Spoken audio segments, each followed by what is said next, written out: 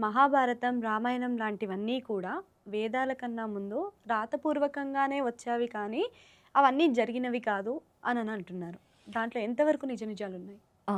ఈ ఈ క్వెషన్‌కి ఆన్సర్ తెలియాలంటే రామాయణమైనా, మహాభారతమైనా ఈ గ్రంథాలు మొదలుపెట్టినప్పుడు మామూలుగా ఇప్పుడు పుస్తకాలు రాసేవాళ్ళు ముందు మాట రాస్తారు కదా! అవును. అలాగే దీనికి ఆది ఎక్కడ ఉంది అనేది ఖచ్చితంగా ఆ గ్రంథాలలో ఉంటుంది. హ్మ్. సో, మీరన్న దాంట్లో ఒక పాయింట్ నిజం.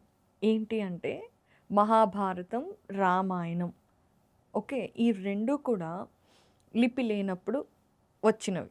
అవును. హిస్టారికల్‌గా చూసుకుంటే మనం. ఓకే.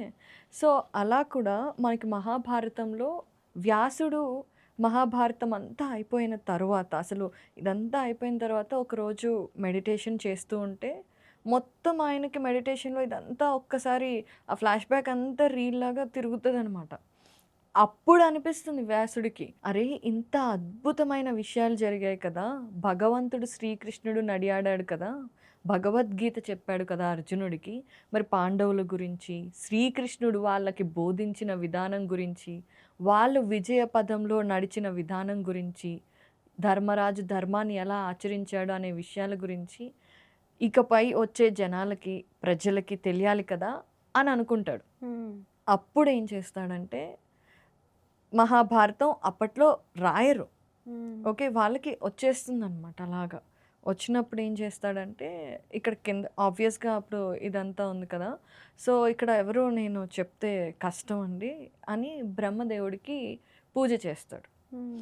అప్పుడు బ్రహ్మదేవుడు ప్రత్యక్షమవుతాడు. ప్రత్యక్షమైతే ఆయన ఇదే మాట చెప్తాడు. ఎలా నేను మహాభారతం ఏమో ప్రపంచం అంతటికి చెప్పాలి.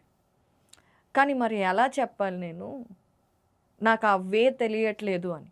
అప్పుడు బ్రహ్మ చెప్తాడనమాట. ఏమని? చూడు నువ్వు ఒక యజ్ఞం లాంటిది చేయబోతున్నావు. ఆ యజ్ఞానికి జ్ఞానం, హ్మ్. బుద్ధి ఉన్న విఘ్నేశ్వరుడైతేనే సరైనవాడు అని. అప్పుడు వేదవ్యాసుడు మళ్ళీ విఘ్నేశ్వరుడి కోసం తపస్సు చేస్తాడు. అప్పుడు విఘ్నేశ్వరుడు ప్రత్యక్షమయ్యి అప్పుడు అడుగుతాడనమాట. ఏంటి నీ కోరిక అని అడిగితే వేదవ్యాసుడు అంటాడు. ఇలా నేను మహాభారతం ఏదైతే ఈ కాలమానంలో జరిగిందో హ్మ్. ఇదంతా కూడా నేను ముందు యుగాలకి అందించాలనుకుంటున్నాను. దాన్ని అందించాలంటే ఇప్పుడు ప్రస్తుతం ఉన్న ఇదిలో మనకి అవ్వదు కదా! సో, నువ్వు రాసిపెట్టు నాకు అని అడుగుతాడు.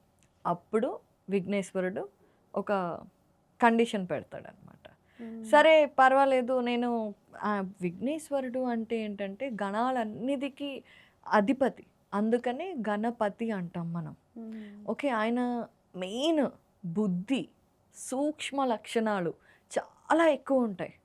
సో, ఆయనకేంటి బాగా తెలుసు అన్ని విషయాలు కూడా విఘ్నేశ్వరుడికి. సో, ఆయనేమంటాడు, "సరే నేను రాస్తాను కానీ నువ్వు నాకు పాజులు ఇవి ఇవ్వకు. నాకు నచ్చదు. నీ కోసం నేను వెయిట్ చేయలేను" అని. అంటే వేదవ్యాసుడు అప్పుడు ఆలోచించి ఈయన కూడా స్మార్టే కదా! వేదవ్యాసుడు అంటే ఏంటి వేదాలన్నిటిని 4 భాగాలుగా చేసాడు. అష్టాదశ మహాపురాణాలు రాశారు. సో, ఆయనేం చేస్తాడంటే వెంటనే, "సరే నేను ఆపనులే కానీ నువ్వు మాత్రం నేను చెప్పిందేదైనా అర్థం చేసుకోకపోతే మాత్రం రాయటానికి వీల్లేదు" అని అంటాడు. హ్మ్. అప్పుడు ఈ 2 కండిషన్స్ ఇద్దరు ఒప్పుకొని స్టార్ట్ చేస్తారు. మహాభారతంలో ఉన్నదేంటి అంటే మామూలుగా మహాభారతం 1,00,000 శ్లోకాలతో ఉంటే దానిని దేవతలకి ఒక మహాభారతం, నెక్స్ట్ ఋషులకొక మహాభారతం, అలాగే మనుషులకి మనకి ఒక మహాభారతం ఇలా విభజించి ఇచ్చారు అని కూడా చెప్తారనమాట. హ్మ్. సో, అలా మహాభారతం అనేది రాయబడింది. రాయబడటం దేవ లిపిలో రాయబడింది. అండ్ దాన్ని తర్వాత తర్వాత ఆహ్, మనకి ట్రాన్స్‌లేషన్స్ ఇవన్నీ వచ్చాయి తెలుసు కదా! అవును. అలాగే ఇంకొక సినారియో కూడా ఉంటుందనమాట దీనికి. మామూలుగా ఇప్పుడు మహాభారతం అసలు మనుషులకెలా అందించబడింది అంటే, జనమేజయుడు సర్పయాగం చేస్తాడు. ఆ సర్పయాగం ఆపేస్తాడనమాట ఆస్తికుడు. అప్పుడక్కడ ప్రపంచంలో ఉన్న గొప్ప ఋషులు వీళ్ళందరూ ఉంటారు. అలాగే వేదవ్యాసుడు కూడా ఉంటాడు. హ్మ్. వేదవ్యాసుడికి నలుగురు శిష్యులుంటారనమాట. ఆ నలుగురు శిష్యులలో వైశంపాయనుడు అని ఒక శిష్యుడున్నాడు. అక్కడ సర్పయాగం ఆగిపోయిన తర్వాత జనమేజయుడికి ఒక డౌటొస్తుంది.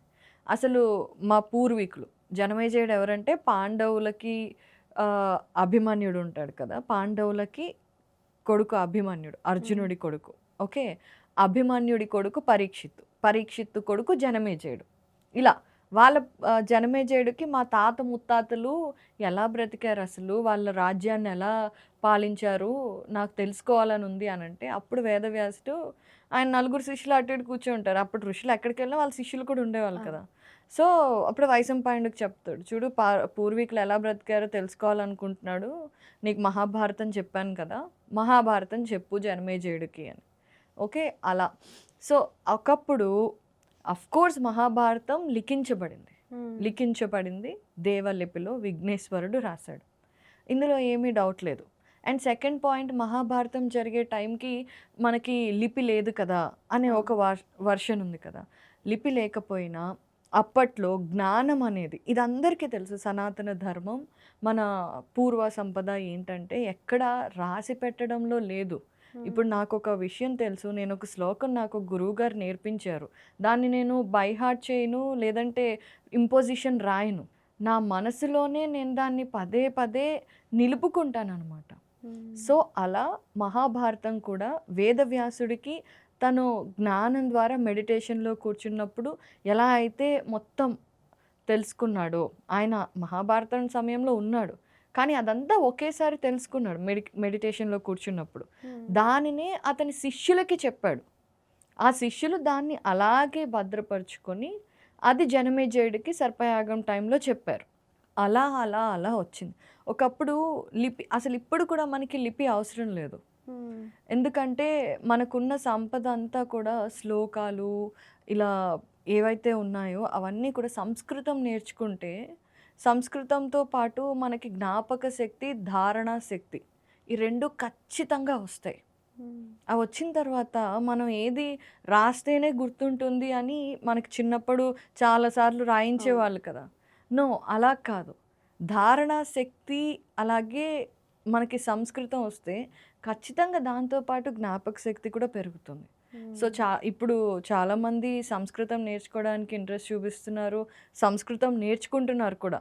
అంటే ఎవరో ఇంపోజ్ చేసి మీరు నేర్చుకోండి అనకపోయినా ఖచ్చితంగా నేర్చుకోవాలి అనుకొని వాళ్ళంతట వాళ్ళు స్వంత ఇంట్రెస్ట్తో సంస్కృతం నేర్చుకుంటున్నారు.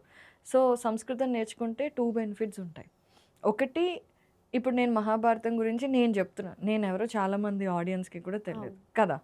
సో ఇలా చాలామంది యూట్యూబ్లో అక్కడ ఇక్కడ చెప్తున్నారు. మనకు సంస్కృతం రాలేదు అనుకుందాం. సో మహాభారతం గురించి నేనేం తెలుసుకున్నానో నేను చెప్పింది ఇప్పుడు మీరు విన్నారు, ఓ ఇలా జరిగిందా అని మీరు అనుకుంటారు. అదే మీకు సంస్కృతం వచ్చనుకోండి, సంస్కృత వ్యాస భారతం చదివారనుకోండి, అప్పుడు మీరు ఈ పొజిషన్లో కూర్చున్నప్పుడు మీకు ఏమనిపిస్తుంది, నాకు ఒరిజినల్ వ్యాస భారతం నేను చదివాను కదా అనే ఒక కాన్ఫిడెన్స్ వస్తుంది. అండ్ చాలా వరకు జ్ఞాన సంపద అంతా కూడా, సనాతన జ్ఞాన సంపద అంతా కూడా సంస్కృతంలోనే ఉంది. వాటిని ట్రాన్స్లేట్ చేసినప్పుడు చాలా తప్పులు దొర్లుండొచ్చు, లేదంటే ఇంటర్ప్రిటేషన్స్. ఇప్పుడు నేను ఒక శ్లోకం తీసుకున్నాను, ఓకే, ఆ శ్లోకం నాకు అర్థమైన విధంగా నేను దాన్ని అనువదించాను. దాంట్లో ఉండే ఒరిజినల్ మీనింగ్ ఒకటి ఉంటే నాకు అర్థమైందే నేను మీకు చెప్తున్నాను కదా. అలా చాలా మార్పులు వస్తాయి రాసిన దాని వల్ల. కానీ అప్పట్లో మహాభారతం అనేది మాత్రం మనకి ఇలా వైశంపాయనుడు చెప్పటం, వైశంపాయనుడి తర్వాత ఇంకొకరు చెప్పటం అలాగ కూడా చాలామందికి తెలియబడింది అనమాట. సో రాసినప్పుడు తప్పులు దొరలాయా అంటే మేబీ ముమ్మాటికి కొన్ని జరుగుండొచ్చు. అందుకే సంస్కృత భారతాన్ని మనం మూలంగా తీసుకుంటాం. సో అది, I hope I cleared the answer. లిఖించబడింది, బట్ ఎట్ ఇలాగ కూడా మనం తెలుసుకోగలిగామన్నమాట. ఓకే, సో నాకున్న డౌట్ క్లియర్ అయిపోయింది. లిటరలీ అంటే ఎవరు అడిగినా కానీ ఇంత వివరణగా చెప్పలేదు. సో మీరు చాలా క్లుప్తంగా చెప్పారు దాని గురించి కూడా. So thank you so much ma'am. Thank you.